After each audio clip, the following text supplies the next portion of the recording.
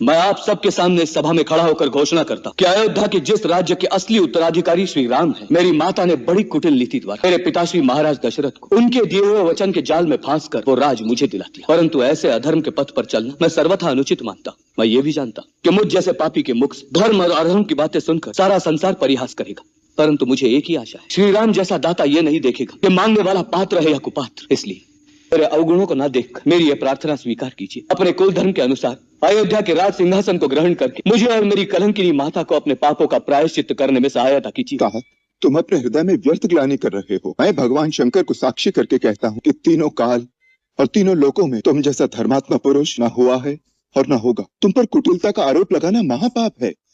तुम्हारे जैसे महात्मा का नाम स्मरण करने से ही पाप, प्रपंच और समस्त अमंगल मिट जाते हैं। मेरे भाई, इन भावनाओं से ऊपर उठकर केवल इतना सोचो कि हमारे महान पिता ने माता कैकेयी को दिए हुए जिस वचन के लिए न केवल मुझे त्याग दिए, परंतु मुझे त्यागने के दुख में अपने प्राण भी त्याग दिए। ऐसे सत्यवादी पिता के वचन को हम चारों भाई निभाएं या उनके स्वर्गवास के पश्चात उनके वचन का निरादर करके उन्हें झूठा प्रमाणित कर दें।